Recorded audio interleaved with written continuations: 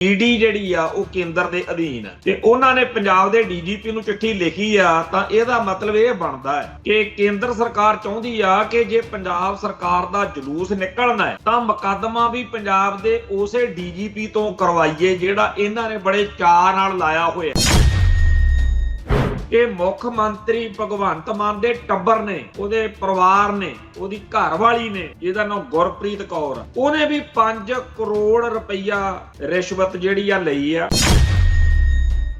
DGP ਨੂੰ 61 ਮਾਮਲਿਆਂ 'ਚ ਈਡੀ ਨੇ ਚਿੱਠੀ ਲਿਖੀ ਆ ਜਿਹਦੇ ਵਿੱਚ ਮੋٹے ਤੌਰ ਤੇ ਪ੍ਰਸ਼ਾਸਨਿਕ ਫੈਸਲਿਆਂ 'ਚ ਦਖਲ ਅੰਦਾਜ਼ੀ ਤੇ ਅਫਸਰਾਂ ਦੀਆਂ ਬਦਲੀਆਂ, ਤਾਇਨਾਤੀਆਂ, ਅਸਲਾ ਲਾਇਸੈਂਸ, ਜ਼ਮੀਨੀ ਸੌਦੇ ਤੇ ਸਰਕਾਰੀ ਕੰਮਾਂ ਨੂੰ ਕਰਨ ਦਾ ਜਿਹੜਾ ਭੁਗਤਾਨ ਆ ਕਿ ਅਫਸਰਾਂ ਤੇ 5 ਪ੍ਰਾਈਵੇਟ ਵਿਚੋਲਿਆਂ ਦੇ ਵਿਚਾਲੇ ਗੱਲਬਾਤ।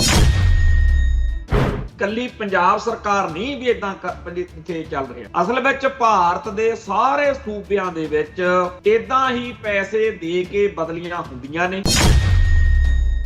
ਹੁਣ ਇਸ ਮੁਲਕ ਦੀ ਇਸ ਸਾਰੀ ਖੇਡ ਨੂੰ ਜੇ ਕੋਈ ਕਹਿੰਦਾ ਜੀ ਲੋਕਤੰਤਰ ਆ, ਡੈਮੋਕ੍ਰੇਸੀ ਆ, ਇਹ ਦੱਸੋ ਵੀ ਕਿੱਧਰ ਲਈ ਇਹ ਡੈਮੋਕ੍ਰੇਸੀ ਆ।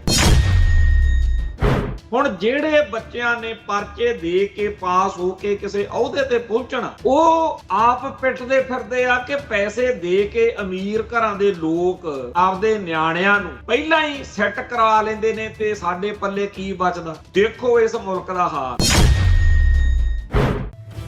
ਇਸ ਬਦਲਦੀ ਦੁਨੀਆ ਵਿੱਚ ਤੁਸੀਂ ਪਿੱਛੇ ਨਾ ਰਹਿ ਜਾਓ। ਹਰ ਘਟਨਾ ਜੋ ਤੁਹਾਡੀ ਜ਼ਿੰਦਗੀ ਤੇ ਅਸਰ ਪਾ ਰਹੀ ਹੈ, ਅਸੀਂ ਉਸ ਬਾਰੇ ਦਵਾਂਗੇ ਤੁਹਾਨੂੰ ਸਟੀਕ ਤੇ ਸਹੀ ਜਾਣਕਾਰੀ। ਤੁਹਾਡਾ ਆਪਣਾ ਹੱਕ ਸੱਚ ਦੀ ਆਵਾਜ਼ TV 84। TV 84 ਦੇ ਨਾਲ ਜੁੜਨ ਲਈ ਆਪਣਾ ਫੋਨ ਚੁੱਕੋ ਤੇ ਐਪ ਸਟੋਰ ਵਿੱਚ ਜਾ ਕੇ ਡਾਊਨਲੋਡ ਕਰੋ TV 84 ਦੀ ਨਵੀਂ ਐਪ। ਇਸ ਐਪ ਤੇ ਤੁਸੀਂ ਦੇਖ ਸਕਦੇ ਹੋ 24 ਘੰਟੇ TV 84 ਦਾ ਲਾਈਵ ਚੈਨਲ ਅਤੇ ਨਾਲ ਹੀ ਪੰਜ ਪੰਜਾਬ ਅਤੇ ਦੁਨੀਆ ਭਰ ਦੀਆਂ ਅਹਿਮ ਖਬਰਾਂ। ਫਿਰ ਦੇਰ ਕਿਸ ਗੱਲ ਦੀ, ਹੁਣੇ ਡਾਊਨਲੋਡ ਕਰੋ TV 84 ਦੀ ਨਵੀਂ ਐਪ।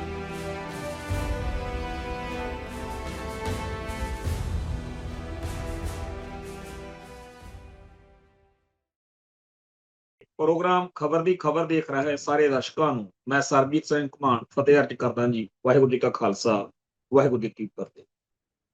15 ਅਗਸਤ ਲੰਘ ਕੇ ਗਈ ਆ ਤੇ ਮੁੱਖ ਮੰਤਰੀਆਂ ਨੇ, ਪ੍ਰਧਾਨ ਮੰਤਰੀ ਨੇ ਸਾਰੇ ਭਾਰਤ ਦੇ ਲੋਕਾਂ ਨੂੰ ਬੜੇ ਸਬਜ਼ ਵਗ ਦਿਖਾਏ ਕਿ ਜੀ ਬਹੁਤ ਵਧੀਆ ਮੁਲਕ ਤੇ ਮੇਰਾ ਦੇਸ਼ ਮਹਾਨ ਇਹ ਲਿਖ ਕੇ ਜਾਂ ਬੋਲ ਕੇ ਬੰਦੇ ਮਾਤਰਮ, ਜਨ ਗਣ ਮਨ ਤੇ ਹੋਰ ਇਹੋ ਜਿਹੀਆਂ ਸਾਰੀਆਂ ਗੱਲਾਂ ਬਾਤਾਂ ਨਾਲ ਲੋਕਾਂ ਨੂੰ ਭੇਡਾਂ ਵਾਂਗੂ ਭਾਰਤ ਦੀ ਜੈ ਜੈਕਾਰ ਕਰਾਉਣ ਦੇ ਯਤਨ ਜਿਹੜੇ ਆ ਉਹ ਹਰ ਸਾਲ ਵਾਂਗ ਕੀਤੇ ਗਏ।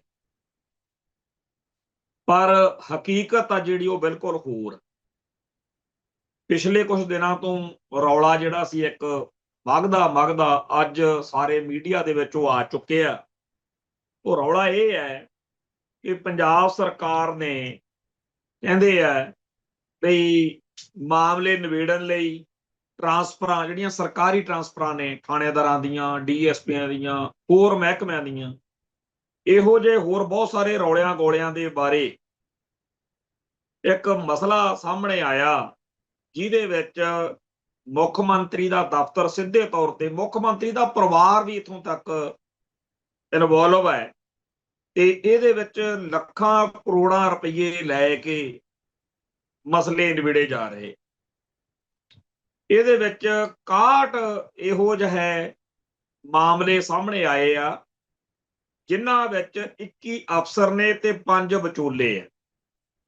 ਵੈਸੇ ਇਨਫੋਰਸਮੈਂਟ ਡਿਪਾਰਟਮੈਂਟ ਜਿਹੜਾ ਈਡੀ ਹੈ, ਉਹਨੇ ਪਹਿਲਾਂ ਹੀ ਚਿੱਠੀ ਲਿਖ ਕੇ ਪੰਜਾਬ ਦੇ ਡੀਜੀਪੀ ਨੂੰ ਇੱਕ ਮੁਕੱਦਮਾ ਦਰਜ ਕਰਕੇ ਇਹ ਸਾਰੇ ਮਾਮਲੇ ਵਿੱਚ ਕਾਰਵਾਈ ਕਰਨ ਲਈ ਕਿਹਾ ਸੀਗਾ।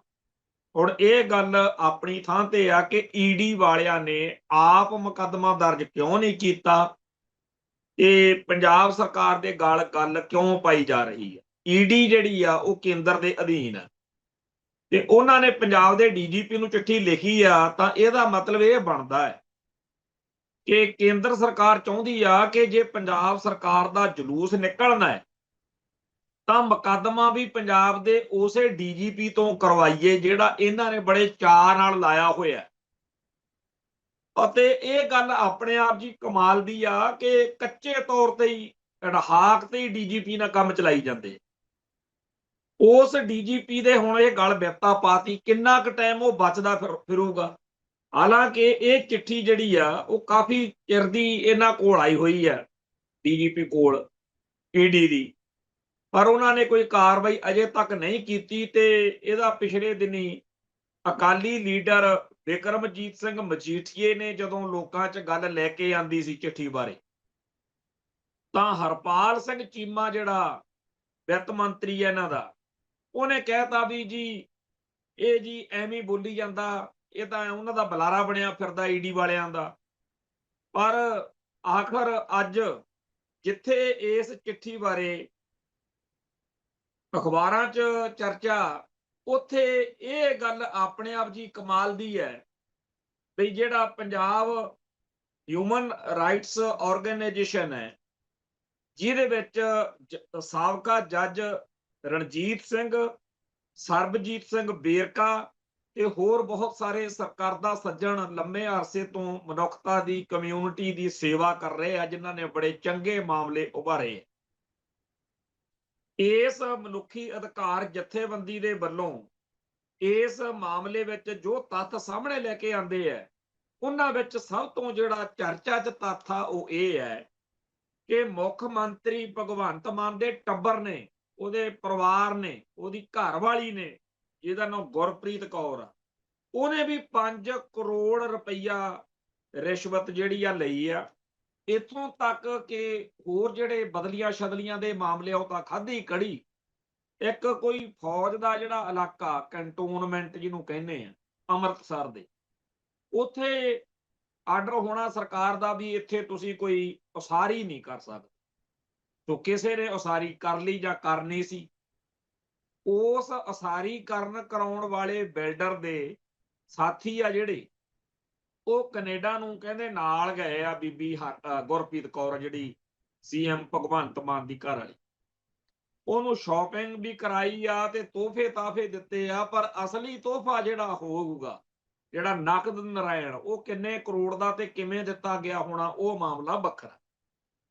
ਪਰ ਅੱਜ ਸਾਰੇ ਮੀਡੀਆ ਦੇ ਵਿੱਚ ਇਸ ਗੱਲ ਦੀ ਚਰਚਾ ਕਿ ਮੁੱਖ ਮੰਤਰੀ ਭਗਵੰਤ ਮਾਨ ਦੀ ਘਰਵਾਲੀ ਆ ਜਿਹੜੀ, ਜਿੱਥੇ ਉਹ ਇੱਕ ਰੇਪ ਦੇ ਪਰਚੇ ਬਾਰੇ ਵੀ ਚਰਚਾ ਵੀ ਕੋਈ ਰੇਪ ਦਾ ਪਰਚਾ, ਉਹਨੂੰ ਰੱਦ ਕਰਾਉਣ ਲਈ 5 ਕਰੋੜ ਮੰਗਿਆ ਜਾ ਰਿਹਾ।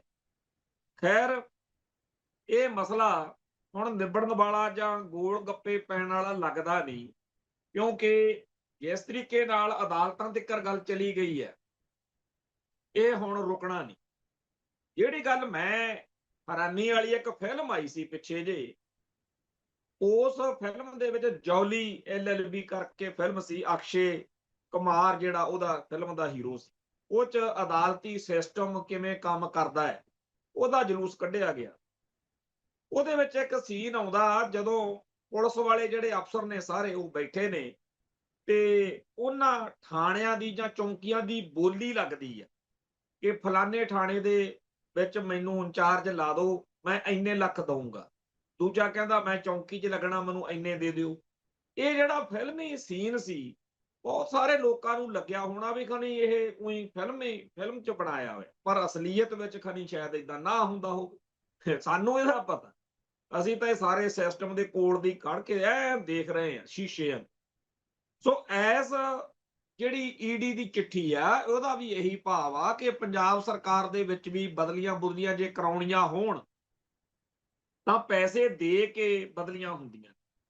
ਹੁਣ ਅੱਜ ਜਦੋਂ ਇਹ ਅਖਬਾਰਾਂ 'ਚ ਖਬਰ ਛਪੀ ਆ ਕਿ ਜੀ ਈਡੀ ਦੀ ਚਿੱਠੀ ਆ ਗਈ ਆ, ਡੀਜੀਪੀ ਨੂੰ ਚਿੱਠੀ ਆ ਗਈ ਆ, ਨਾਲ ਦੀ ਨਾਲ ਇੱਕ ਹੋਰ ਚੱਕਰ ਅੱਜ ਅਖਬਾਰਾਂ 'ਚ ਆਇਆ ਬਈ ਵੱਡੇ ਪੱਧਰ ਦੇ ਉੱਤੇ ਪੰਜਾਬ ਦੇ ਵਿੱਚ ਅਫਸਰਾਂ ਦੀਆਂ ਬਦਲੀਆਂ ਹੋਈਆਂ। ਉਹ ਜਿਹੜੀਆਂ ਬਦਲੀਆਂ ਹੋਈਆਂ ਨੇ, ਕੀ ਉਹ ਵੀ ਪੈਸਿਆਂ ਦੇ ਲੈਣ ਦੇਣ ਵਾਲੀਆਂ ਨੇ, ਜਾਂ ਜਿਨ੍ਹਾਂ ਨੇ ਪੈਸਿਆਂ ਨਾਲ ਬਦਲੀਆਂ ਕਰਵਾਈਆਂ ਉਹਨਾਂ ਦੇ ਉੱਤੇ ਹੁਣ ਇਹ ਬੰਬ ਡਿੱਗ ਪਿਆ ਵੀ ਉਹਨਾਂ ਨੂੰ ਕੋਈ ਫਾਇਦਾ ਨਹੀਂ ਹੋਇਆ, ਉਲਟਾ ਉਹ ਸਾਰੀਆਂ ਬਦਲੀਆਂ ਜਿਹੜੀਆਂ ਨੇ ਉਹ ਰੱਦ ਹੋ ਗਈਆਂ ਤੇ ਨਵੇਂ ਆ ਕੇ ਅਫਸਰ ਉੱਥੇ ਲੱਗ ਗਏ। ਖੈਰ, ਅੱਜ ਜਿਹੜੀ ਇਹ ਚਿੱਠੀ ਹੈ ਉਹਨੂੰ ਥੋੜਾ ਜਿਹਾ ਆਪਾਂ ਖਬਰ ਨੂੰ ਜੇ ਪੜ੍ਹੀਏ, ਪੰਜਾਬੀ ਟ੍ਰਿਬਿਊਨ ਦੀ ਪੜ੍ਹ ਲੈਂਦੇ, ਹੈ ਤਾਂ ਸਾਰੇ ਅਖਬਾਰਾਂ 'ਚ ਲੱਗੀ ਆ।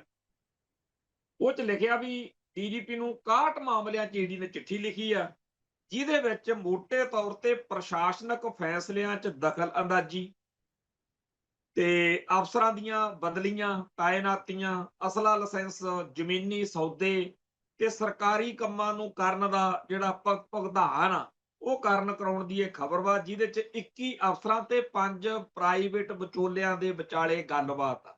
ਇੱਕ WhatsApp ਚੈਟ ਆ ਜਿਹੜੀ, ਉਹ ਵੀ ਸਾਹਮਣੇ ਆਈ ਆ। ਅਸਲ ਵਿੱਚ ਪਾਠਕਾਂ ਨੂੰ, ਸਰੋਤਿਆਂ ਨੂੰ ਯਾਦ ਹੋਣਾ ਹੈ ਕਿ ਮਈ ਮਹੀਨੇ ਦੇ ਵਿੱਚ ਈਡੀ ਨੇ ਚੰਡੀਗੜ੍ਹ ਇੱਕ ਰੇਡ ਮਾਰੀ ਸੀ, ਜਿੱਥੇ ਨਿਤਨ ਗੋਹਿਲ ਨਾਂ ਦਾ ਇੱਕ ਬੰਦਾ ਫੜਿਆ, ਜਿਹੜਾ ਇੱਕ ਕਾਫੀ ਉਚਲੀ ਇਮਾਰਤ ਸੀਗੀ ਤੇ ਉੱਪਰੋਂ ਜਿਹੜੇ ਜਿਵੇਂ ਇੱਟਾਂ ਰੋੜੇ ਡਹਿਦੇ ਹੁੰਦੇ ਆ, ਏਦਾਂ ਨੋਟਾਂ ਨਾਲ ਭਰੇ ਬੈਗ ਡਿੱਗੇ ਸੀ।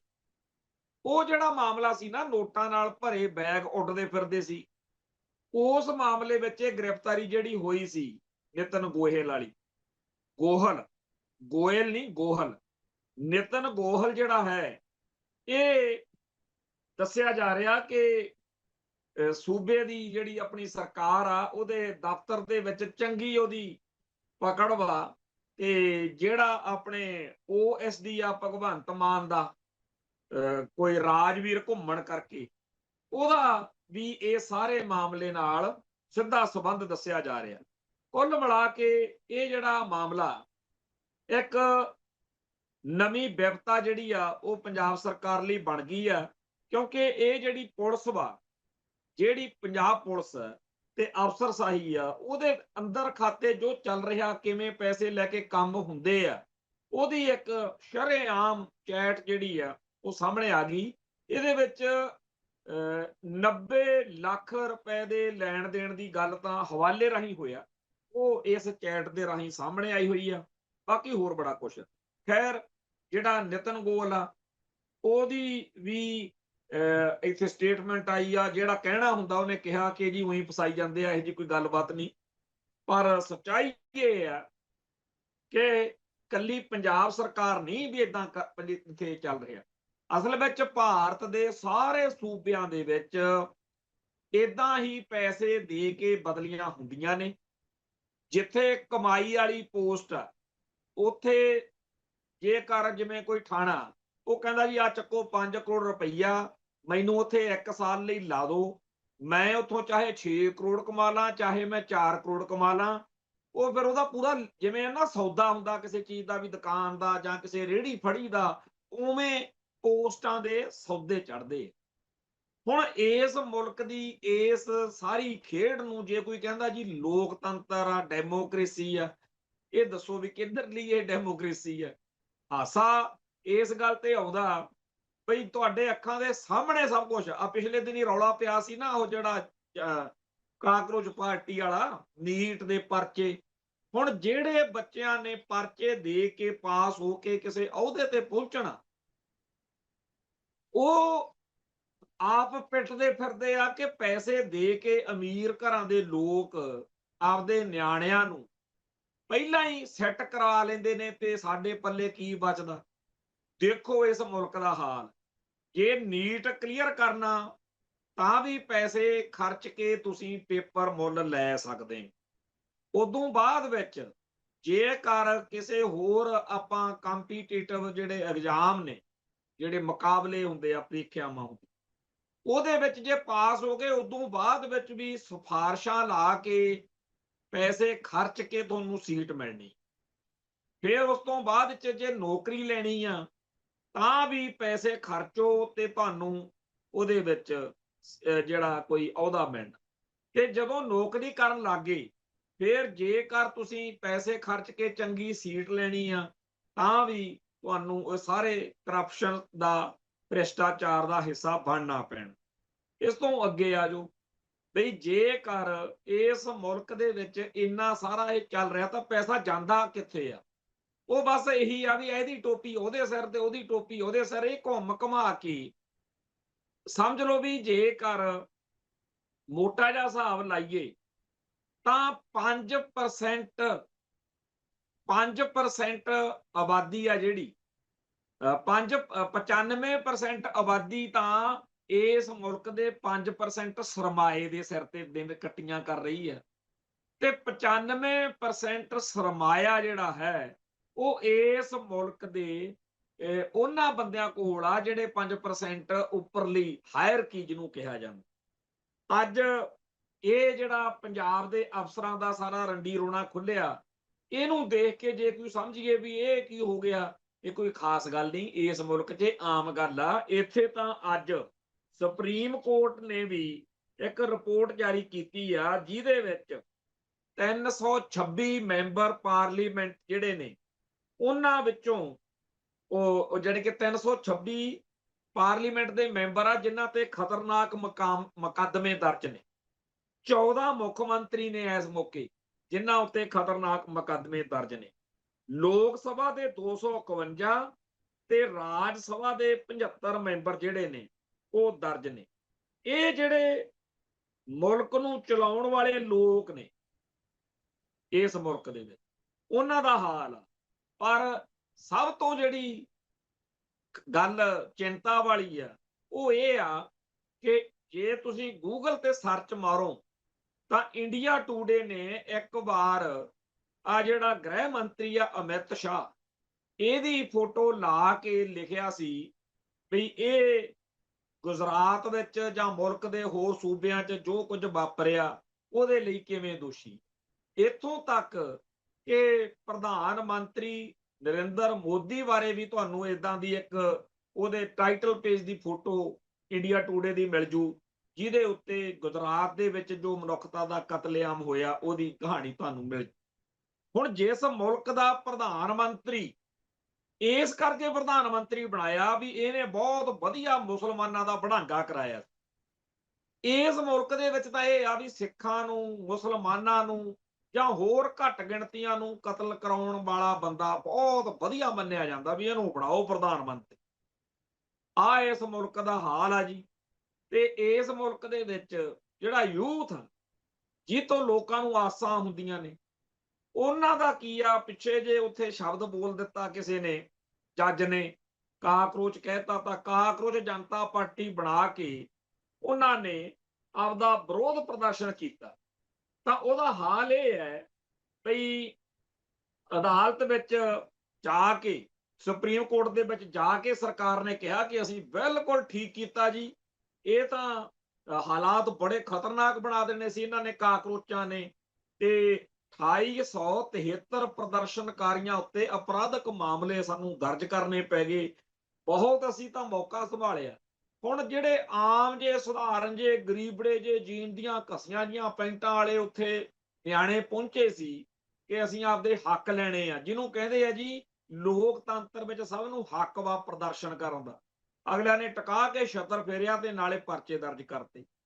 ਜਿਵੇਂ ਆ 15 ਅਗਸਤ ਵਾਲੇ ਦਿਨ ਆਪਣੇ ਬੰਦਿਆਂ ਤੇ ਹੋਏ ਆ, ਜਿਵੇਂ ਆਹ ਮੰਡ ਨਾਂ ਦੇ ਗੰਦੇ ਬੰਦੇ ਨੇ ਪੂਰੀ ਕੌਮ ਨੂੰ ਜਲੀਲ ਕੀਤਾ ਤੇ ਹਰਿਆਣੇ ਦੇ ਵਿੱਚ ਸਾਡੇ ਭਰਾਵਾਂ ਤੇ ਪਰਚੇ ਦਰਜ ਹੋਏ ਆ। ਸੋ ਇਸ ਮੁਲਕ ਦੇ ਵਿੱਚ ਜੇਕਰ ਤੁਸੀਂ ਸੋਚੋ, ਆ ਹੁਣ ਇੱਕ ਨਵਾਂ ਚੱਲਿਆ ਜਿਵੇਂ ਕਾਕਰੋਚ ਜਨਤਾ ਪਾਰਟੀ ਵਾਲਾ ਸੀ, 15 ਅਗਸਤ ਨੂੰ ਇੱਕ ਨਵਾਂ ਅੱਖਰ ਬਾਹਰ ਸੁੱਟਿਆ, ਗੰਦ ਜਿਹੜਾ ਬਖਦੇ ਹੁੰਦੇ ਆ ਇਸ ਮੁਲਕ ਦੇ ਲੀਡਰ, ਆਖੇ ਜੀ ਦਿਮਾਗੀ ਨਕਸਲ ਜਿਹੜੇ ਨੇ। ਹੁਣ ਉਹਨਾਂ ਨੇ ਇੰਸਟਾਗ੍ਰਾਮ ਦੇ ਉੱਤੇ ਜਿਵੇਂ ਕਾਕਰੋਚ ਜਨਤਾ ਪਾਰਟੀ ਬਣਾਈ ਸੀ, ਉਵੇਂ ਦਿਮਾਗੀ ਨਕਸਲ ਪਾਰਟੀ ਇੰਸਟਾਗ੍ਰਾਮ ਤੇ ਪੇਜ ਬਣਾਇਆ ਤੇ 1.9 ਲੱਖ ਜਿਹੜੇ ਫਾਲੋਅਰਸ ਨੇ ਉਹ ਕੱਲ ਤੱਕਰ ਬਣ ਗਏ ਸੀ। ਹੁਣ ਤੱਕਰ ਤਾਂ ਮੈਨੂੰ ਲੱਗਦਾ ਵੀ 3.4 ਲੱਖ 3.4 ਲੱਖ ਤੱਕਰ ਉੱਪਰ ਬਹੁਤ ਲੱਖਾਂ ਕਰੋੜਾਂ 'ਚ ਪਹੁੰਚ ਗਿਆ ਹੋਣਾ ਕੰਮ। ਸੋ ਇਸ ਮੁਲਕ ਦੇ ਵਿੱਚ ਵਿਰੋਧ ਕਰੀ ਚੱਲੋ, ਕੋਈ ਮਤਲਬ ਨਹੀਂ, ਕਿਉਂਕਿ ਮੁਲਕ ਦੇ ਢਾਂਚੇ ਦੇ ਵਿੱਚ ਗੜਬੜ। ਮੁੱਖ ਮੰਤਰੀ, ਬਿਊਰੋਕ੍ਰੇਸੀ, ਪ੍ਰਧਾਨ ਮੰਤਰੀ ਤਾਂ ਖਾਧੀ ਕੜੀ। ਪਿੱਛੇ ਜੇ ਇੱਕ ਸੁਪਰੀਮ ਕੋਰਟ ਦਾ ਜੱਜ, ਉਹਦੇ ਕੋਲੋਂ ਪੈਸੇ ਪੂਸੇ ਫੜੇ ਗਏ, ਉਹਦਾ ਰੌਲਾ ਪੈਂਦਾ ਸੀਗਾ ਵੀ ਮੜਾ ਮੂੰਹ ਰਿਪੋਰਟ ਫੜਿਆ ਗਿਆ। ਬੋਰੀਆਂ ਨੂੰ ਅੱਗ ਲੱਗੀ ਪਈ, ਉਹਦੇ ਘਰੇ ਕਿਤੇ ਅੱਗ ਉੱਗ ਲੱਗ ਗਈ। ਜਦੋਂ ਅੱਗ ਬੁਝਾਉਣ ਵਾਲੇ ਗਏ ਤਾਂ ਉੱਥੇ ਤਾਂ ਬੋਰੀਆਂ ਦੀਆਂ ਬੋਰੀਆਂ ਨੋਟਾਂ ਦੀਆਂ ਭਰੀਆਂ ਹੋਈਆਂ ਮਿਲ ਗਈਆਂ। ਸੋ ਜਿਸ ਮੁਲਕ ਦੇ ਵਿੱਚ ਨਿਆਂਪਾਲਿਕਾ ਕਰਪਟ ਹੋਵੇ, ਕਾਨੂੰਨ ਪਾਲਿਕਾ ਕਰਪਟ ਹੋਵੇ, ਵਿਧਾਨ ਪਾਲਿਕਾ ਕਰਪਟ ਹੋਵੇ, ਉਹਦੇ ਬਾਰੇ ਐਵੇਂ ਗੋਗੇ ਛੱਡੀ ਜਾਣੇ ਵੀ ਲਓ ਜੀ ਮੇਰਾ ਦੇਸ਼ ਮਹਾਨ। ਹੱਦ ਹੋਈ ਪਈ ਹੈ। ਕੋਈ ਅਕਲ ਵਾਲੀ ਗੱਲ ਕਰੋ। ਜਿਹੜਾ ਕੋਈ ਬਿਮਾਰ ਹੋਵੇ, ਜਦੋਂ ਉਹ ਮੰਨੇ ਹੀ ਨਾ ਵੀ ਮੈਂ ਤਾਂ ਬਿਮਾਰ ਨਹੀਂ, ਉਹਦਾ ਇਲਾਜ ਕਿਵੇਂ ਹੋ ਸਕਦਾ? ਸੋ ਇਸ ਮੁਲਕ ਦਾ ਇਲਾਜ ਕਦੋਂ ਹੋਵੇ? ਜਦੋਂ ਕਿ ਇਸ ਮੁਲਕ ਦੇ ਸਾਰੇ ਸਿਸਟਮ ਦੇ ਉੱਤੇ ਉਹਨਾਂ ਦਾ ਕਬਜ਼ਾ, ਜਿਹੜੇ ਇਸ ਮੁਲਕ ਦਾ ਬੇੜਾ ਗਰਕ ਕਰਨ ਵਾਲੇ ਲੋਕ ਹੈ। ਇਸ ਮੁਲਕ ਦੇ ਟੁਕੜੇ ਇਹਦੇ ਆਪਦੇ ਬੋਝ ਨਾਲ ਹੋਣੇ, ਤੇ ਇਸ ਮੁਲਕ ਦੇ ਅੰਦਰ ਜਦੋਂ ਕਿਤੇ ਹੋਰ ਨਾਲ ਲੜਾਈ ਦਾ ਮਾਹੌਲ ਬਣੇ, ਪਾਕਿਸਤਾਨ ਨਾਲ, ਚਾਈਨਾ ਨਾਲ, ਤਾਂ ਮੁਲਕ ਦੇ ਵਿੱਚ ਜਿਹੜਾ ਆਮ ਬੰਦਾ, ਉਹਨੂੰ ਤਾਂ ਕਹਿੰਦੇ ਆ ਦੇਸ਼ ਭਗਤੀ ਦਿਖਾ ਆਪਦੀ, ਤੇ ਜਿਹੜੇ ਹੈਗੇ ਆ ਲੀਡਰ, ਉਹ ਕਹਿੰਦੇ ਆ ਚਾਰ ਪੈਸੇ ਬਣਨਗੇ, ਕੋਈ ਫਾਈਲ ਫੂਲ ਗੁਪਤ ਵੇਚਾਂਗੇ, ਕੋਈ ਭੇਤ ਵੇਚਾਂਗੇ। ਸੋ ਜਿਸ ਮੁਲਕ ਦੇ ਵਿੱਚ ਇਦਾਂ ਦਾ ਮਾਹੌਲ ਹੋਵੇ, ਉਹਦੀ ਕੀ ਗੱਲ ਕਰੀਏ ਤੇ ਕੀ ਨਾ ਕਰੀਏ, ਉਹ ਬੜਾ ਔਖਾ ਜਿਹਾ ਕੰਮ ਹੈ। ਹੁਣ ਜਦੋਂ ਅਖਬਾਰਾਂ ਚੱਕਦੇ ਆ, ਖਬਰਾਂ ਦੇਖਦੇ ਆ, ਬਸ ਇਹੀ ਹੁੰਦਾ ਵੀ ਜਿਵੇਂ ਆਹ ਖਬਰ ਆ ਝਾਰਖੰਡ ਦੀ, ਵੀ UGC ਨੈਟ ਦੀ ਗੜਬੜੀ ਤੋਂ ਬਾਅਦ ਉਹ ਝਾਰਖੰਡ 'ਚ ਜੀ ਪਰਚੇ ਰੱਦ ਹੋ ਗਏ, ਫਲਾਨੇ ਥਾਂ ਤੇ ਉਹ ਹੋ ਗਏ। ਤੇ ਜਿਹੜੇ ਲੋਕ ਨੇ ਮੁਲਕ ਦੇ, ਯੂਥ, ਉਹਦੇ ਸਾਹਮਣੇ ਕੁਛ ਨਹੀਂ ਹੈ, ਕੋਈ ਉਹਦੇ ਸਾਹਮਣੇ ਅਲਟਰਨੇਟਿਵ ਨਹੀਂ ਹੈਗਾ। ਤੇ ਆ ਖਬਰ ਤੇ ਅੱਜ ਫੇਰ ਅਮਿਤ ਸ਼ਾਹ ਜੀ ਬੋਲ ਰਹੇ ਨੇ, ਕਹਿੰਦੇ ਜੀ ਸਰਕਾਰ ਵੱਲੋਂ ISI ਸਮਰਥਿਤ ਸ਼ਹਿਜਾਦ ਭੱਟੀ ਦਾ ਨੈਟਵਰਕ ਤਬਾਹ ਕਰਤਾ। ਕਹਿੰਦੇ ਜੀ ਇਸ ਮੁਲਕ ਵਿੱਚ ਪੰਜਾਬ ਸਮੇਤ ਸਾਰੇ ਸੂਬਿਆਂ ਦੇ ਵਿੱਚ ਪਾਕਿਸਤਾਨ ਦੇ ਕਿਸੇ ਡੌਨ ਨੇ, ਪਤਾ ਨਹੀਂ ਕਿਹੋ ਜਿਹਾ ਹਿਸਾਬ ਕਿਤਾਬ ਆ, ਕਹਿੰਦੇ ਜੀ ਉਹਨੇ ਬਹੁਤ ਬੰਦੇ ਭਰਤੀ ਕਰ ਲਏ ਸੀਗੇ। ਉਹ ਕਹਿੰਦੇ ਜੀ ਅਸੀਂ ਤਾਂ ਬਹੁਤ ਵੱਡਾ ਕੰਮ ਕੀਤਾ, 14 ਰਾਜਾਂ 'ਚ ਕਹਿੰਦੇ ਉਹਦਾ ਨੈਟਵਰਕ ਸੀ।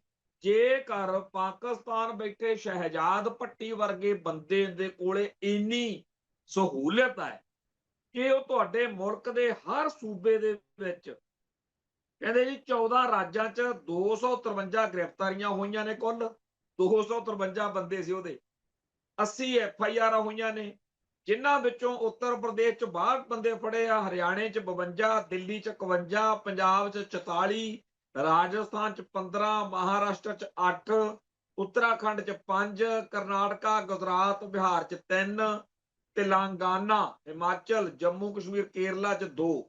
ਇਹ ਪਿਸਟਲ ਗੋਲੀਆਂ ਤੇ ਜਸੂਸੀ ਵਾਲੇ ਕੈਮਰੇ, ਇਹ ਹੁਣ ਸ਼ਹਿਜਾਦ ਭੱਟੀ, ਕਿੱਡੀ ਕੁ ਵੱਡੀ ਗੱਲ ਹੋ ਜੇ ਸ਼ਹਿਜਾਦ ਭੱਟੀ ਨੂੰ ਪੰਜਾਬ ਸਮੇਤ ਸਾਰੇ ਭਾਰਤ ਵਿੱਚੋਂ ਆਪਦੇ ਕੰਮ ਕਰਨ ਲਈ ਫੁੱਟ ਸੋਲਜਰ ਜਿਹੜੇ ਮਿਲ ਸਕਦੇ ਆ, ਤਾਂ ਸੋਚੋ ਜੇਕਰ ਕੋਈ ਆਊਟਸਾਈਡਰ, ਕੋਈ ਵੱਡੀ ਫੋਰਸ ਕੰਮ ਕਰਨਾ ਚਾਹਵੇ ਤਾਂ ਕਿੰਨਾ ਸੌਖਾ ਇਸ ਮੁਲਕ ਦੇ ਵਿੱਚ।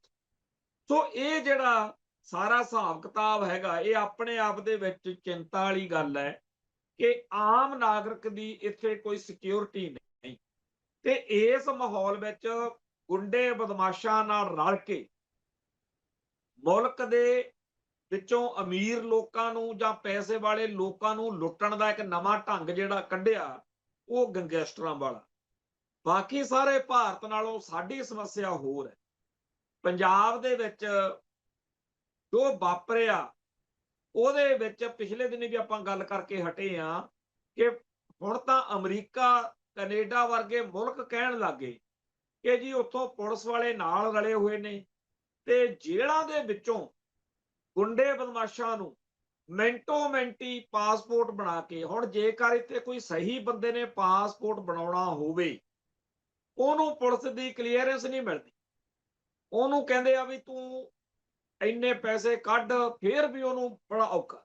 ਪਰ ਜਿਹੜੇ ਬੰਦੇ ਉੱਤੇ ਖਤਰਨਾਕ ਧਾਰਾਵਾਂ ਵਾਲੇ ਪਰਚੇ ਹੈ, ਉਹ ਜੇਲ੍ਹ ਚੋਂ ਨਿਕਲਦਾ, ਕਈਆਂ ਦਾ ਬਾਰੇ ਪਤਾ ਲੱਗਿਆ ਕਿ ਜੇਲ੍ਹ ਚੋਂ ਘਰੇ ਨਹੀਂ ਆਇਆ ਬੰਦਾ, ਜੇਲ੍ਹ ਤੋਂ ਸਿੱਧਾ ਹੀ 에ਅਰਪੋਰਟ ਤੇ ਕਿਸੇ ਨੇ ਨਹੀਂ ਪੁੱਛਿਆ, ਚੁੱਪ ਕਰਕੇ ਕੈਨੇਡਾ ਅਮਰੀਕਾ 'ਚ ਉੱਥੇ ਜਾ ਕੇ ਉਹ ਇੰਡੀਆ ਦੇ ਜਿਹੜੇ ਪਾਲੇ ਹੋਏ ਨੇ ਉੱਥੇ ਏਜੰਸੀਆਂ ਦੇ ਬੰਦੇ ਆ ਜਿਹੜੇ, ਉਹਨਾਂ ਨਾਲ ਰਲ ਕੇ ਉਹ ਵਾਰਦਾਤਾਂ ਕਰਨ ਲੱਗ ਗਏ। ਹੁਣ ਜਦੋਂ ਇੱਥੇ ਇੱਕ ਪੁਲਸੀਆ ਆ ਜਿਹੜਾ ਨਾਗਰਾ ਸੀ, ਟਾਂਡੇ ਥਾਣੇ ਨਾਲ ਥਾਣੇਦਾਰ ਗੁਰਿੰਦਰਜੀਤ ਨਾਗਰ, ਇੱਕ ਥਾਣੇਦਾਰ ਨੂੰ ਹੱਥ ਪਿਆ, ਤੇ ਨਤੀਜਾ ਕੀ ਨਿਕਲਿਆ ਕਿ ਪੂਰੀ ਤਰ੍ਹਾਂ ਆ 10-15 ਦਿਨ ਤੋਂ ਪੰਜਾਬ ਦੇ ਵਿੱਚ ਸ਼ਾਂਤੀ ਹੈ।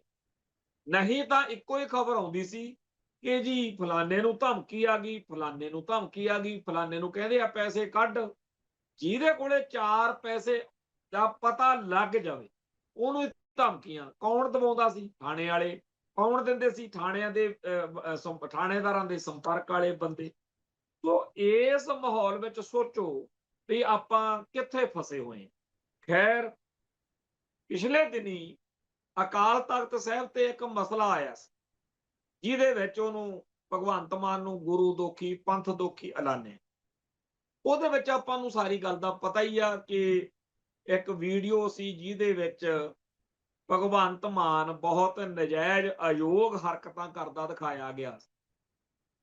ਪਰ ਉਸ ਮਾਮਲੇ ਵਿੱਚ ਜਾਂਚ ਕਰਾ ਕੇ ਲੋਕਾਂ ਦੀ ਤਸੱਲੀ ਕਰਾਉਣ ਦੀ ਥਾਂ ਭਗਵੰਤ ਮਾਨ ਨੇ ਉਲਟਾ ਇਹਨਾਂ ਨੂੰ ਕਹਿਤਾ ਵੀ ਤੁਸੀਂ ਆਪੇ ਆਪਦੀ ਤਸੱਲੀ ਕਰ ਲਓ ਜੀ, ਮੈਂ ਨਹੀਂ ਹੈ। ਉਦੋਂ ਬਾਅਦ ਵਿੱਚ ਜਦੋਂ ਅਕਾਲ ਤਖਤ ਸਾਹਿਬ ਤੋਂ ਕਾਰਵਾਈ ਹੋ ਗਈ ਤਾਂ ਹਰਿਆਣੇ ਦੇ ਗੜਗਾਉਂ ਕਸਬੇ ਤੋਂ ਝੂਠੀਆਂ ਰਿਪੋਰਟਾਂ ਬਣਾਉਣ ਦਾ ਇੱਕ ਮਾਮਲਾ ਆਇਆ ਸੀ। ਤਾਂ ਗੁਜਰਾਤ ਮਾਫ ਕਰਨਾ, ਭਾਜਪਾ ਨੇ ਹਰਿਆਣੇ ਦੇ ਵਿੱਚ ਬੰਦੇ ਵੀ ਫੜੇ, ਉਹਨਾਂ ਦੇ ਬਿਆਨਾਂ ਉੱਤੇ ਪਰਚਾ ਦਰਜ ਕਰਨ ਦੇ ਨਾਲ ਇਹ ਵੀ ਗੱਲ ਹੋਈ ਕਿ ਜੀ ਸਾਨੂੰ ਤਾਂ ਲੁਧਿਆਣੇ ਦਾ ਇੱਕ ਅਫਸਰ, ਐਸਪੀ ਰੈਂਕ ਦਾ ਅਫਸਰ ਤੇ ਇੱਕ ਹੋਰ ਕੁਝ ਅਧਿਕਾਰੀ ਪੁਲਿਸ ਵਾਲੇ, ਉਹਦੀ ਵੀਡੀਓ ਬਣੀ ਹੋਈ ਹੈ। ਇਹ ਜਿਹੜਾ ਜਾਲੀ ਸਰਟੀਫਿਕੇਟ ਬਣਾਉਣ ਲਈ ਗੱਲ ਹੋਈ ਸੀ। ਅੱਛਾ, ਇਸ ਗੱਲ ਨੂੰ ਜਦੋਂ ਆਇਆ ਸਾਹਮਣੇ ਉਦੋਂ ਲੱਗਣ ਲੱਗ ਗਿਆ ਵੀ ਦਿੱਲੀ ਵਾਲੇ ਭਾਜਪਾ ਵਾਲੇ ਇਸ ਮੁੱਦੇ ਉੱਤੇ ਭਗਵੰਤ ਮਾਨ ਨੂੰ ਪੂਰਾ ਚੋਪੜਨਗੇ। ਪਰ ਹੁਣ ਸੋਚੋ ਕਿ ਨਾ ਪੁਲਿਸ ਵਾਲੇ ਨੂੰ ਕਿਸੇ ਨੇ ਸੱਦਿਆ, ਨਾ ਭਗਵੰਤ ਮਾਨ ਨੂੰ, ਨਾ ਪੰਜਾਬ ਸਰਕਾਰ ਨੂੰ, ਨਾ ਕਿਸੇ ਹੋਰ ਦੋਸ਼ੀ ਦੀ ਬਾਅਦ ਚ ਗ੍ਰਿਫਤਾਰੀ। ਉਹ ਮੁਕੱਦਮਾ ਕਿੱਧਰ ਗਿਆ? ਕਿੱਧਰ ਗਿਆ? ਉਹ ਕਿੱਡਾ ਵੱਡਾ ਮਾਮਲਾ ਸੀ ਤੇ ਉਸ ਮਾਮਲੇ ਨੂੰ ਸਮੇਟ ਦਿੱਤਾ ਗਿਆ।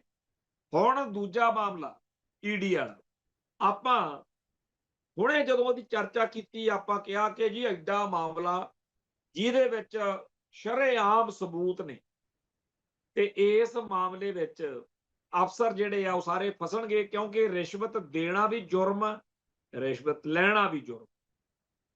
ਪਰ ਪਿਛਲੇ ਕਈ ਦਿਨਾਂ ਤੋਂ ਈਡੀ ਦੀ ਲਿਖੀ ਇਸ ਚਿੱਠੀ ਉੱਤੇ ਜੇਕਰ ਡੀਜੀਪੀ ਦਫ਼ਤਰ ਚੁੱਪ ਵਾ ਤਾਂ ਅਗਾਂਹ ਇਹ ਆਪਾਂ ਮੰਨਦੇ ਹਾਂ ਕਿ ਕਾਰਵਾਈ ਹੋਣੀ ਚਾਹੀਦੀ ਹੈ।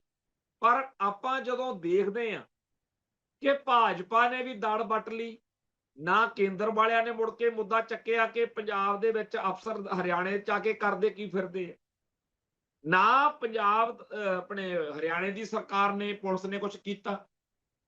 ਹੁਣ ਈਡੀ ਵਾਲਿਆਂ ਨੇ ਬਿਪਤਾ ਦੁਬਾਰਾ ਪਾਤੀ। ਸੋ ਮੁੱਖ ਤੌਰ ਦੇ ਉੱਤੇ ਗੱਲ ਇਹ ਹੈ ਕਿ ਭਾਜਪਾ ਦਾ ਇੱਕ ਨਕਾਤੀ ਪ੍ਰੋਗਰਾਮ ਇਹ ਆ ਕਿ ਜਿਵੇਂ ਦਿੱਲੀ ਦੇ ਵਿੱਚ ਕੇਜਰੀਵਾਲ, ਸਿਸੋਦੀਆ ਤੇ ਹੋਰ ਸਾਰਿਆਂ ਨੂੰ ਅਸੀਂ ਲੋਕਾਂ ਦੀ ਨਜ਼ਰ ਵਿੱਚ ਸਪਸ਼ਟ ਕੀਤਾ ਸੀ, ਇਹ ਤਾਂ ਕਹਿੰਦੇ ਆ ਬਦਨਾਮ ਥੋੜੀ ਕੀਤੀ, ਉਹਦੀ ਹਕੀਕਤ ਸਾਹਮਣੇ ਲਿਆਂਦੀ ਕਿ ਐਵੇਂ ਨਾ ਇਹਨਾਂ ਨੂੰ ਦੁੱਧ ਧੋਤੇ ਇਹ ਜਿਹੜੇ ਕੱਟੜ ਇਮਾਨਦਾਰ ਦਾ ਲਈ ਫਿਰਦੇ ਆ ਸਰਟੀਫਿਕੇਟ, ਇਹ ਵੀ ਸਾਡੇ ਵਰਗੇ ਹੀ ਨੇ। ਇਹ ਦਿਖਾਉਣ ਦਾ ਹੀ ਯਤਨ ਪੰਜਾਬ 'ਚ ਹੋ ਰਿਹਾ।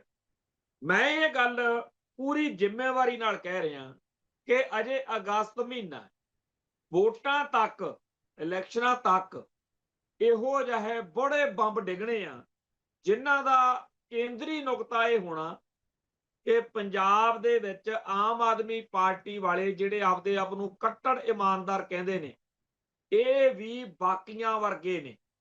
ਜਿਵੇਂ ਕਹਿੰਦੇ ਆ ਨਾ ਵੀ ਲੂਣ ਦੀ ਖੱਡ ਵਿੱਚ ਡਿੱਗ ਕੇ ਸਭ ਲੂਣ ਬਣ ਜਾਂਦੇ ਆ, ਇਹ ਵੀ ਬਣ ਚੁੱਕੇ ਆ। ਲਿਬੜੀ ਮੱਝ ਜਿਵੇਂ ਸਾਰਿਆਂ ਨੂੰ ਲਵੇੜ ਲੈਂਦੀ ਆ, ਇਹ ਵੀ ਲਿਬੜ ਚੁੱਕੇ ਆ। ਇਹ ਗੱਲ ਦੁਨੀਆ ਦੇ ਸਾਹਮਣੇ ਹੁਣ ਆਉਣ ਵਾਲੇ ਸਮੇਂ ਦੇ ਵਿੱਚ ਅੱਡ-ਅੱਡ ਤਰੀਕਿਆਂ ਨਾਲ ਆਊਗੀ। ਆ ਜਿਹੜਾ ਕੁਝ ਆ ਰਿਹਾ ਇਹ ਤਾਂ ਅਜੇ ਕੁਝ ਵੀ ਨਹੀਂ, ਬਹੁਤ ਕੁਝ ਸਾਹਮਣੇ ਲੈ ਕੇ ਆਂਦਾ ਜਾਊ। ਖੈਰ, ਜਿਹੜੀ ਗੱਲ ਇਸ ਮੌਕੇ ਚਰਚਾ 'ਚ ਉਹ ਇਹੀ ਹੈ ਕਿ ਵਾਰਸ ਪੰਜਾਬ ਦੇ ਅਕਾਲੀ ਦਲ ਦਾ ਦਿਨੋਂ ਦਿਨ ਪੰਜਾਬ ਦੇ ਵਿੱਚ ਰਸੂਖ ਵੱਧ ਰਿਹਾ। ਜੇ ਉਹਨਾਂ ਨੇ ਸੁਚੱਜੇ ਤਰੀਕੇ ਨਾਲ ਫੈਸਲੇ ਲੈ, ਕਿਉਂਕਿ ਹਮੇਸ਼ਾ ਹੀ ਇੱਥੇ ਆ ਕੇ ਗੜਬੜ ਹੁੰਦੀ ਜੇ ਕੋਈ ਇੱਕ ਅੱਧਾ ਕਦਮ ਵੀ, ਕਿਉਂਕਿ ਇਹ ਵਾਰ ਜਿਹੜੀ ਆ ਇਹ ਜੰਗ ਨੈਰੇਟਿਵ ਦੀ ਹੈ। ਇਸ ਨੈਰੇਟਿਵ ਦੀ ਜੰਗ ਦੇ ਵਿੱਚ ਆਮ ਆਦਮੀ ਪਾਰਟੀ ਨੇ ਸੋਸ਼ਲ ਮੀਡੀਆ ਰਾਹੀਂ ਇਉਂ ਲੱਗਣ ਲਾਇਆ ਪਿਆ ਸੀ ਬਈ ਬਸ ਸੂਰਜ ਚੰਦ ਤਾਰੇ ਕੱਲੇ ਕੱਲੇ ਘਰ ਚ 5-5 6-6 ਤਾਰੇ ਦੇ ਦੇਣੇ ਆ, ਸੂਰਜ ਲਾ ਦਿਓ ਆਪਦਾ, ਪਤਾ ਨਹੀਂ ਕੀ ਕੁਛ ਬਣਾ। ਆਖਰ ਲੋਕਾਂ ਨੇ ਇੰਨੀ ਵੱਡੀ ਹਮਾਇਤ, ਕਿਉਂਕਿ ਲੋਕ ਕਾਂਗਰਸ ਤੋਂ, ਭਾਜਪਾ ਤੋਂ, ਅਕਾਲੀਆਂ ਤੋਂ, ਬਾਦਲਕਿਆਂ ਤੋਂ ਦੁਖੀ ਸੀ। 92 ਵਿਧਾਇਕ, ਰਿਕਾਰਡ ਕਾਇਮ ਹੋ ਗਿਆ। ਮੈਨੂੰ ਨਹੀਂ ਲੱਗਦਾ ਜਦੋਂ ਤੋਂ ਵੋਟਾਂ ਪੈਣ ਲੱਗੀਆਂ ਕਦੇ ਪੰਜਾਬ 'ਚ ਇਦਾਂ ਹੋਇਆ ਹੋਊ। ਪਰ ਉਸ ਨੈਰੇਟਿਵ ਦੇ ਅਸਰ ਨੂੰ ਅੱਜ ਤੱਕਰ ਵੀ ਆਪਾਂ ਦੇਖ ਰਹੇ ਹਾਂ। ਜਦੋਂ ਜਦੋਂ ਵੀ ਜਿਮਨੀ ਚੋਣ ਹੋਈ ਹੈ ਉਹ ਜਿੱਤਦੇ ਰਹੇ ਨੇ। ਅੱਜ ਭਾਜਪਾ ਵਾਲਿਆਂ ਨੇ, ਦਿੱਲੀ ਦਰਬਾਰ ਨੇ ਆਪਦੇ ਮਕਸਦ ਨੂੰ ਮੁੱਖ ਰੱਖ ਕੇ ਆਮ ਆਦਮੀ ਪਾਰਟੀ ਦਾ ਇਹ ਨੈਰੇਟਿਵ ਤੋੜਨਾ, ਜਿਹੜਾ ਨੈਰੇਟਿਵ ਉਹ ਲਈ ਫਿਰਦੇ ਆ ਕਿ ਅਸੀਂ ਕੱਟੜ ਇਮਾਨਦਾਰ, ਉਹ ਉਹਨਾਂ ਨੇ ਤੋੜਨਾ। ਭਾਜਪਾ ਨੂੰ ਇਹਦਾ ਪੰਜਾਬ 'ਚ ਕੋਈ ਲਾਭ ਹੋਣ ਦੇ ਆਸਾਰ ਹੈ ਨਹੀਂ, ਕਿਉਂਕਿ ਭਾਜਪਾ ਇਸ ਹਾਲਾਤ ਵਿੱਚ ਤਾਂ ਹੈਗੀ ਆ ਕਿ ਉਹ ਆਮ ਆਦਮੀ ਪਾਰਟੀ ਦਾ ਕੰਮ ਖਰਾਬ ਕਰ ਦੇਵੇ, ਪਰ ਇੰਨੇ ਜੋਗੀ ਨਹੀਂ ਕਿ ਪੰਜਾਬ ਦੇ ਵਿੱਚੋਂ ਵੋਟਾਂ ਬਟੋਰ ਜਾਵੇ। ਭਾਵੇਂ ਉਹਨਾਂ ਨੇ ਬੜੇ ਲੋਕਾਂ ਨੂੰ ਵਲ ਲਿਆ। ਹੁਣ ਅੱਜ ਅਖਬਾਰ ਦੇ ਖਬਰ ਛਪੀ ਆ ਕਿ ਭਾਜਪਾ ਨੇ ਕੌਮੀ ਸੰਗਠਨ 'ਚ ਨਵੀਆਂ ਨਿਯੁਕਤੀਆਂ ਕੀਤੀ। ਉਹਦੇ 'ਚ 2 ਬੰਦੇ ਜਿਹੜੇ ਨੇ ਪੰਜਾਬ ਦੇ ਬੜੇ ਉੱਭਰ ਕੇ ਸਾਹਮਣੇ ਲਾਏ ਅਖਬਾਰਾਂ, ਇੱਕ ਤਰੁਣ ਚੁੱਘ, ਇੱਕ ਮਨਪ੍ਰੀਤ ਸਿੰਘ ਬਾਦਲ, ਤੀਜਾ ਸੰਦੀਪ ਪਾਠਕ ਉਹੀ ਹੈ ਜਿਹੜਾ ਪਹਿਲਾਂ ਬੀਜੇਪੀ 'ਚ ਆਮ ਆਦਮੀ ਪਾਰਟੀ 'ਚ ਹੁੰਦਾ ਸੀ, ਜਿਹਨੂੰ ਘੇਰ ਘੂਰ ਕੇ ਰਾਘਵ ਚੱਡੇ ਹੁਣੀ ਸੰਦੀਪ ਪਾਠਕ ਨੂੰ ਉਧਰ ਲੈ ਗਏ ਸੀ ਬੀਜੇਪੀ। ਹੁਣ ਜਿਹੜੇ ਤਰੁਣ ਚੁੱਘ ਵਾ ਜਾਂ ਮਨਪ੍ਰੀਤ ਸਿੰਘ ਬਾਦਲ, ਇਹਨਾਂ ਨੂੰ ਕੇਂਦਰ ਦੇ ਵਿੱਚ ਬੀਜੇਪੀ ਨੇ ਬੜੇ ਅਹਿਮ ਅਹੁਦੇ ਦਿੱਤੇ। ਕੀ ਇਹ ਪੰਜਾਬ ਦੇ ਵਿੱਚੋਂ ਵੋਟਾਂ ਬਟੋਰਨ ਜੋਗੇ ਹੈਗੇ? ਤਰੁਣ ਚੁੱਘ ਪੰਜਾਬ ਤਾਂ ਕੀ ਅੰਮ੍ਰਿਤਸਰ ਦੇ ਇਲਾਕੇ ਵਿੱਚ ਵੀ ਕੋਈ ਹਰਮਨ ਪਿਆਰ ਲੀਡਰ ਨਹੀਂ ਹੈ। ਮਨਪ੍ਰੀਤ ਬਾਦਲ, ਉਹਨੇ ਆਪਦੀ ਕ੍ਰੈਡੀਬਿਲਿਟੀ ਬੜੇ ਚਾਅ ਨਾਲ, ਬੜੇ ਤਰੀਕੇ ਨਾਲ ਲੂਜ਼ ਕੀਤੀ ਹੈ। ਪਹਿਲਾਂ ਉਹ ਇੱਕ ਵਾਰ ਜਦੋਂ ਬੇਅੰਤਾ ਬੁੱਚੜ ਦਾ ਰਾਜ ਸੀ, ਉਦੋਂ ਲੈ ਕੇ ਆਂਦਾ ਸੀ ਵੀ ਲੈ ਬਈ ਬਾਦਲ ਦਾ ਭਤੀਜਾ ਲੈ ਕੇ ਆਂਦਾ। ਉਹ ਪਤੰਦਰ ਕਦੇ ਵੈਸ਼ਨੋ ਦੇਵੀ ਤੁਰਿਆ ਫਿਰੇ, ਕਦੇ ਕਿਧਰੇ। ਅਕਾਲੀ ਦਲ ਦਾ ਸਭ ਤੋਂ ਜਿਹੜਾ ਗਰਕਿਆ ਹੋਇਆ ਚਿਹਰਾ ਸੀ, ਉਹਦਾ ਇਹ ਮਨਪ੍ਰੀਤ ਬਾਦਲ ਬਣਿਆ। ਤੋਂ ਮਨਪ੍ਰੀਤ ਬਾਦਲ ਪਹਿਲਾਂ ਬਾਦਲਕਿਆਂ ਵੱਲੋਂ, ਫਿਰ ਪੀਪਲਸ ਪਾਰਟੀ ਆਫ ਪੰਜਾਬ ਬਣਾ ਲਈ। ਉਹ ਛੁਣਛਣਾ ਖੜਕਾ ਕੇ ਬਾਦਲਕਿਆਂ ਦੀ ਦੁਬਾਰਾ ਸਰਕਾਰ ਬਣਾਉਣ ਤੋਂ ਬਾਅਦ ਫਿਰ ਕਾਂਗਰਸ ਜੁਆਇਨ ਕਰ ਗਿਆ। ਕਾਂਗਰਸ ਦਾ ਰਾਜ ਹੋਵੇ ਪੰਜਾਬ 'ਚ, ਬਾਦਲ ਦਾ ਰਾਜ ਹੋਵੇ ਪੰਜਾਬ 'ਚ, ਇਹਦੀ ਪੂਰੀ ਝੰਡੀ, ਇਹਦੀ ਪੂਰੀ ਤੂਤੀ ਬੋਲੀ, ਪਰ ਇਹ ਪੰਜਾਬ ਦਾ ਜਾਂ ਸਿੱਖਾਂ ਦਾ ਕੁਝ ਨਾ ਭਰਾ ਕਰਨ ਜੋਗਾ ਸੀ, ਨਾ ਕੀਤਾ। ਆਖਰ ਹੁਣ ਭਾਜਪਾ ਚਲੇ ਗਿਆ। ਤੋ ਇਹ ਜਿਹੜਾ 3-4 ਪਾਰਟੀਆਂ ਦਾ ਜਿਹੜਾ ਖਾ ਕੇ ਉੱਥੇ ਬੈਠਾ, ਇਹਦੇ ਤੋਂ ਕੋਈ ਆਸ ਕਰਨੀ ਵੀ ਇਹ ਪੰਜਾਬ ਦੇ ਵਿੱਚ ਲੋਕਾਂ ਨੂੰ ਪਸੰਦ ਆ ਜੂ, ਇਹਦੇ ਮੂੰਹ ਨੂੰ ਵੋਟ ਪੈ ਜੂ, ਇਹ ਬਿਲਕੁਲ ਝੂਠੀ ਗੱਲ। ਕੁੱਲ ਮਿਲਾ ਕੇ ਬਾਦਲਕਿਆਂ ਦਾ ਬੇੜਾ ਗਰਕ ਆ। ਭਾਜਪਾ ਨੂੰ ਵੋਟ ਲੋਕ ਪਾ ਕੇ ਰਾਜੀ ਨਹੀਂ। ਆਮ ਆਦਮੀ ਪਾਰਟੀ ਦਾ ਬੇੜਾ ਪੂਰੀ ਤਰ੍ਹਾਂ ਭਾਜਪਾ ਨੇ ਡੋਬ ਦੇਣਾ। ਤੇ ਇਹੋ ਜਿਹੇ ਮਾਹੌਲ ਵਿੱਚ ਵਾਰਸ ਪੰਜਾਬ ਦੇ ਅਕਾਲੀ ਦਲ ਦੇ ਵੋਟ ਨੂੰ ਮਾਫ ਕਰਨਾ, ਟਿਕਟ ਨੂੰ ਲੈਣ ਲਈ ਭਾਜਣਾ ਪੈਣੀਆਂ ਸੁਭਾਵਿਕ ਸੀ। ਤੋਂ ਬਹੁਤ ਵੱਡੀ ਗਿਣਤੀ ਵਿੱਚ ਲੋਕ ਚਾਹੁੰਦੇ ਆ ਕਿ ਆਪਾਂ ਕਿਤੇ ਵਾਰਸ ਪੰਜਾਬ ਦੇ ਅਕਾਲੀ ਦਲ ਦੇ ਉਮੀਦਵਾਰ ਬਣ ਸਕੀਏ, ਤਾਂ MLA ਬਣ ਜਾਣ। ਇਹ ਹੁਣ ਇਸ ਪਾਰਟੀ ਦੀ ਲੀਡਰਸ਼ਿਪ ਨੂੰ, ਜਿਹੋ ਜਿਹੀ ਵੀ ਹੈ, ਉਹਨੂੰ ਸੋਚਣਾ ਪੈਣਾ ਕਿ ਉਹਨਾਂ ਨੇ ਕੀ ਕਰਨਾ। ਕਿਉਂਕਿ ਜੋ ਵੀ ਲੁੱਚਾ ਲੰਡਾ ਦੂਜੀਆਂ ਪਾਰਟੀਆਂ ਦਾ ਦੁਰਕਾਰਿਆ ਹੋਇਆ, ਤਿਰਸਕਾਰਿਆ ਹੋਇਆ, ਜਿਨ੍ਹਾਂ ਦੇ ਗੰਦ ਤੋਂ ਪੰਜਾਬ ਦੇ ਲੋਕ ਦੁਖੀ ਹੋ ਕੇ ਇੱਧਰ ਨੂੰ ਝਾਕ ਰਹੇ ਨੇ ਕਿ ਇਹ ਜੀ ਪੰਜਾਬ ਦਾ ਬੇੜਾ ਪਾਰ ਕਰਨਗੇ ਵਾਰਸ ਪੰਜਾਬ ਦੇ ਵਾਲੇ, ਜੇ ਉਹਨਾਂ ਨੂੰ ਹੀ ਟਿਕਟਾਂ ਦੇ ਕੇ ਨਵਾਜਣਾ ਤਾਂ ਫੇਰ ਕਹਾਂ ਲਈ ਕੀ ਬੈਠੇ ਹੋ। ਖੈਰ, ਅਸੀਂ ਚਾਹੁੰਦੇ ਆ ਕਿ ਵਾਰਸ ਪੰਜਾਬ ਦੇ ਵਾਲੇ ਕਾਮਯਾਬ ਹੋਣ, ਪੰਜਾਬ ਦੇ ਵਿੱਚ ਸਰਕਾਰ ਬਣਾਉਣ, ਤਾਂ ਕਿ ਲੋਕਾਂ ਨੂੰ ਬਾਅਦ ਵਿੱਚ ਇਹ ਕਹਿਣ ਜੋਗੇ ਹੋਣ ਕਿ ਅਸੀਂ ਤਾਂ ਜੀ ਤੁਹਾਡੇ ਵਿੱਚੋਂ ਗਏ ਆ ਨਾ, ਜਦੋਂ ਅਸੀਂ ਤੁਹਾਨੂੰ ਕਹਿ ਰਹੇ ਹਾਂ ਕਿ ਇਸ ਸਿਸਟਮ ਤੋਂ ਪੰਜਾਬ ਦਾ ਜਾਂ ਪੰਥ ਦਾ ਕੋਈ ਭਲਾ ਨਹੀਂ ਹੋ ਸਕਦਾ, ਸਿੱਧੇ ਹੋ ਕੇ ਖਾਲਿਸਤਾਨ ਦੇ ਰਾਹ ਪੈ ਜਾਓ। ਹੋ ਸਕਦਾ ਇਹੋ ਜੀ ਕੋਈ ਗੱਲ ਕਹਿ ਦੇਣ। ਜੇ ਨਾ ਵੀ ਕਹਿਣਗੇ ਤਾਂ ਜਿਵੇਂ ਅੱਜ ਸਾਰੇ ਉਹ ਲੋਕ ਜਿਹੜੇ 5 ਸਾਲ ਪਹਿਲਾਂ ਸਾਡੇ ਵਰਗਿਆਂ ਨੂੰ ਗਾਲਾਂ ਕੱਢਦੇ ਸੀ ਕਿ ਤੁਸੀਂ ਤਾਂ ਹੁਣ ਕਹਿੰਦੇ ਹੋ ਵੀ ਬੀਜੇਪੀ ਨੂੰ ਜਿਤਾ ਦਿਓ। ਨਹੀਂ ਭਾਈ, ਅਸੀਂ ਤਾਂ ਜੀ ਹੁਣ ਅਸੀਂ ਐਤਕੀ ਤਾਂ ਆਮ ਆਦਮੀ ਪਾਰਟੀ ਜਿਤਾਉਣੀ ਹੈ। ਸੋ ਸਾਨੂੰ ਭਾਈ ਨਾ ਬੀਜੇਪੀ ਪਿਆਰੀ ਆ, ਨਾ ਆਮ ਆਦਮੀ, ਨਾ ਕੋਈ ਵਾਰਸਾਂ ਦੀ ਸਿਆਸੀ ਸਮਝ ਨਾਲ ਸਾਡਾ ਕੋਈ ਸੰਬੰਧ ਆ। ਅਸੀਂ ਤਾਂ ਸਪਸ਼ਟ ਤੌਰ ਤੇ ਇਸ ਪੂਰੇ ਸਿਸਟਮ ਤੋਂ ਅਲਰਜੀ ਆ ਸਾਨੂੰ। ਇਹ ਸਿਸਟਮ ਮਨੁੱਖਤਾ ਦਾ ਕਾਤਲ ਆ। ਇਹ ਕੋਈ ਡੈਮੋਕ੍ਰੇਸੀ ਨਹੀਂ, ਇਹ ਡਾਂਗੋਕ੍ਰੇਸੀ ਆ। ਇਹ ਲਟੇਰਿਆਂ ਦਾ ਇੱਕ ਸਿਸਟਮ ਹੈ ਜਿਹਦੇ ਹੇਠਾਂ ਤਾਕਤ ਆ ਜਾਂਦੀ ਆ, ਅਗਲਾ ਲੋਕਾਂ ਦਾ ਲਹੂ ਪੀਂਦਾ। ਸੋ ਇਹੋ ਜਿਹੇ ਮਾਹੌਲ ਵਿੱਚ ਵਾਰਸ ਪੰਜਾਬ ਦੇ ਅਕਾਲੀ ਦਲ ਦਾ, ਜਿਨ੍ਹਾਂ ਦੇ ਬਾਰੇ ਦੁਨੀਆ ਭਰ ਦੇ ਵਿੱਚ ਬੈਠੇ ਉਹਨਾਂ ਸਾਰੇ ਸਿੱਖਾਂ ਨੂੰ ਬੜਾ ਚਾਅ ਵਾ, ਜਿਨ੍ਹਾਂ ਨੂੰ ਅਜੇ ਵੀ ਲੱਗਦਾ ਕਿ ਜੀ ਇਸ ਭਾਰਤੀ ਸਿਸਟਮ ਦੇ ਰਾਹੀਂ ਪੰਜਾਬ ਦਾ ਜਾਂ ਪੰਥ ਦਾ ਕੁਝ ਬਣ ਸਕਦਾ। ਸਾਨੂੰ ਯਕੀਨ ਆ ਕਿ ਕੁਝ ਨਹੀਂ ਬਣ ਸਕਦਾ, ਪਰ ਜਿਨ੍ਹਾਂ ਨੂੰ ਯਕੀਨ ਆ ਉਹਨਾਂ ਨੂੰ ਚਾਅ ਦਾ ਪੂਰਾ ਲਾਹ ਲੈਣਾ ਚਾਹੀਦਾ। ਕਾਹਨੂੰ ਐਵੇਂ ਸਾਨੂੰ ਕਹਿੰਦੇ ਫਿਰਨ ਕਿ ਲਓ ਜੀ ਇਹਨਾਂ ਨੇ ਨਹੀਂ ਵੋਟ ਪੈਣ ਦਿੱਤੀ। ਨਹੀਂ ਭਾਈ, ਅਸੀਂ ਕਹਿੰਦੇ ਆ ਕਿ ਇਹਨਾਂ ਨੂੰ ਵੋਟ ਪਾਓ, ਇਹ ਜਿੱਤਣ, ਤੇ ਜਿੱਤਣ ਤੋਂ ਬਾਅਦ ਇੱਕੋ ਗੱਲ ਦੀ ਮੰਗ ਕਰਦੇ ਆ ਵੀ ਉਹ ਟਾਈਮ ਆਪਦਾ ਦੱਸ ਦੇਣ ਕਿ 2 ਮਹੀਨਿਆਂ ਬਾਅਦ ਕਹਿਣਾ, 2 ਸਾਲਾਂ ਬਾਅਦ ਕਹਿਣਾ, 4 ਸਾਲਾਂ ਬਾਅਦ ਕਹਿਣਾ, ਕਿ ਪੂਰੇ 5 ਸਾਲ ਬਾਅਦ ਕਹਿਣਾ ਕਿ ਭਾਈ ਇਸ ਸਿਸਟਮ ਦੇ ਵਿੱਚੋਂ ਕੁਝ ਨਹੀਂ ਮਿਲਣਾ। ਐਵੇਂ ਭਾਰਤੀ ਡੈਮੋਕ੍ਰੇਸੀ ਦਾ ਸੁਣਛਣਾ ਨਾ ਖੜਕਾਓ, ਸਿੱਧੇ ਹੋ ਕੇ ਖਾਲਿਸਤਾਨ ਦੇ ਰਾਹ ਪਵੋ। ਸੋ ਇੱਥੇ ਫੇਰ ਮੈਂ ਕਹਿਣਾ ਕਿ ਸਾਨੂੰ ਖਾਲਿਸਤਾਨ ਕਹਿ ਕੇ ਚੋਣਾਂ ਲੜਨ ਵਾਲਿਆਂ ਤੋਂ ਪੂਰੀ ਤਰ੍ਹਾਂ ਉਵੇਂ ਹੀ ਜਿਵੇਂ ਬਾਕੀ ਸਾਰੇ ਸਿਆਸੀ ਦਲਾਂ ਤੋਂ ਪ੍ਰੋਬਲਮ ਆ ਉਵੇਂ ਹੀ ਆ। ਪਰ ਜੇ ਅਸੀਂ ਇਹ ਸੱਚ ਬੋਲੀਏ ਤਾਂ ਬੜਿਆਂ ਨੂੰ ਤਕਲੀਫ ਹੁੰਦੀ ਹੈ। ਅਸੀਂ ਵੀ ਹੁਣ ਸਿਆਣੇ ਹੋ ਗਏ, ਕਾਹਨੂੰ ਤੋਂ ਐਵੇਂ ਧੀ ਭੈਣ ਇੱਕ ਕਰਾਈਏ। ਦੁੱਕੀ ਦਾ ਬੰਦਾ ਨਹੀਂ ਹੁੰਦਾ, ਕਹਿੰਦੇ ਕਹੁੰਦੇ ਖਾੜਕੂ ਦੀ ਜਾਂ ਖਾਲਿਸਤਾਨੀ ਦੀ ਬੇਇੱਜ਼ਤੀ ਕਰਦਾ ਹੁੰਦਾ।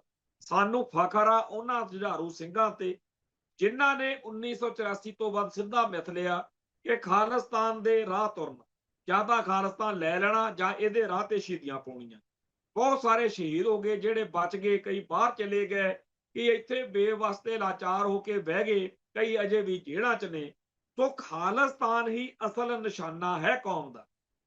ਪਰ ਜਿਨ੍ਹਾਂ ਨੂੰ ਇਹ ਲੱਗਦਾ ਕਿ ਨਹੀਂ ਐਵੇਂ ਹੀ ਤੁਸੀਂ ਤਾਂ ਮਾਰੀ ਜਾਂਦੇ ਹੋ, ਭਾਰਤੀ ਸਿਸਟਮ ਦੇ ਵਿੱਚ ਹੀ ਬੜਾ ਕੁਛ ਆ, ਉਹਨਾਂ ਦਾ ਇਲਾਜ ਇਹੀ ਆ ਵੀ ਕੋਈ ਪੰਥਕ ਜਾਂ ਖਾਲਿਸਤਾਨੀ ਸੋਚ ਵਾਲੀ ਜਥੇਬੰਦੀ, ਕੋਈ ਸ਼ਖਸੀਅਤ ਚੋਣ ਲੜ ਕੇ ਸੀਐਮ ਬਣ ਜੇ। ਇਸ ਵਾਰ ਤੁਹਾਡੇ ਭਾਈ ਗੁੱਡੀ ਲੋਟ ਆ ਸਕਦੀ ਆ। ਅਸੀਂ ਤੁਹਾਡੇ ਨਾਲ ਆ। ਅਸੀਂ ਕਦੇ ਨਹੀਂ ਕਿਹਾ, ਪਰ ਆਪਦੀ ਗੱਲ ਕਦੇ ਲੁਕੋਈ ਨਹੀਂ। ਅਸੀਂ ਬਿਲਕੁਲ ਸਪਸ਼ਟ ਤੌਰ ਤੇ ਕਹਿੰਦੇ ਆ ਕਿ ਇਹ ਸਿਸਟਮ ਚੋਂ ਕੁਝ ਨਹੀਂ ਮਿਲਣਾ। ਪਰ ਇਸ ਵਾਰ ਭਾਈ ਅਮਰਤਪਾਲ ਸਿੰਘ ਨੂੰ ਮੁੱਖ ਮੰਤਰੀ ਬਣਾਉਣ ਦੇ ਝੰਡੇ ਹੇਠ ਵਾਰਸ ਪੰਜਾਬ ਦੇ ਅਕਾਲੀ ਦਲ ਨੂੰ ਜਿਤਾਓ, ਤਾਂ ਕਿ ਕੌਮ ਦਾ ਕੁਛ ਅਗਾਂਹ ਰਾਹ ਪੱਧਰਾ ਹੋ ਸਕੇ। ਇਹ ਮੈਲ ਜਿਹੜੀ ਸਾਡੇ ਸੰਘਰਸ਼ ਦੇ ਰਾਹ 'ਚ ਵਿਛੀ ਪਈ ਆ, ਖਾਲਿਸਤਾਨ ਦੇ ਰਾਹ 'ਚ, ਕਿ ਨਹੀਂ ਬਈ ਆਪਾਂ ਭਾਰਤੀ ਸਿਸਟਮ ਦੇ ਰਾਹੀਂ ਸਾਰੇ ਹੱਕ ਲੈ ਲੈਣੇ ਆ, ਇਹ ਏਦਾਂ ਹੀ ਚੱਕੀ ਜਾਣੀ ਆ ਜਿੰਨਾ ਟਾਈਮ ਕੋਈ ਸਿਸਟਮ ਦੇ ਵਿੱਚ ਦੀ ਲੰਘ ਕੇ ਬੰਦਾ ਨਹੀਂ ਆਉਂਦਾ। ਸੋ ਇੱਥੇ ਸਮਾਪਤੀ ਕਰਦੇ ਆ ਜੀ, ਫਿਰ ਮਿਲਾਂਗੇ। ਨਾਨਕ ਨਾਮ ਚੜ੍ਹਦੀ ਕਲਾ, ਤੇਰੇ ਭਾਣੇ ਸਰਬੱਤ ਦਾ ਭਲਾ। ਵਾਹਿਗੁਰੂ ਜੀ ਕਾ ਖਾਲਸਾ, ਵਾਹਿਗੁਰੂ ਜੀ ਕੀ ਫਤਿਹ।